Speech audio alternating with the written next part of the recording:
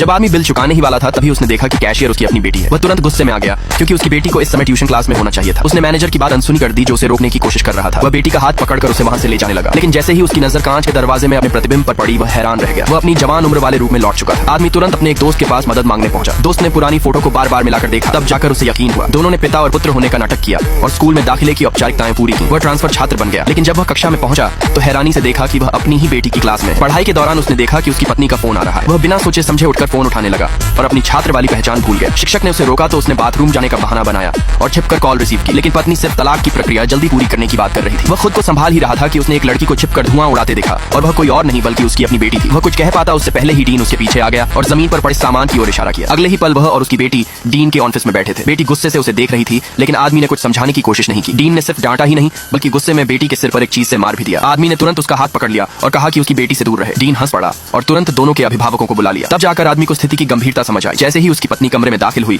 उसने जल्दी से अपना चेहरा ढक लिया। डीन ने बेटी से पूछा कि वह सामान किसका है। असल में वह उसकी माँ की बुरी आदत थी, लेकिन बेटी ने तुरंत कह दिया कि वह उसके पिता का है। यह सुनकर आदमी ने गुस्से में मेज पर हाथ मारा और उसी पल उसकी पत्नी का ध्यान उसकी ओर चला गया। अगले ही क्षण वह खड़ी हुई और सीधे उस आदमी की तरफ बढ़ने लगी।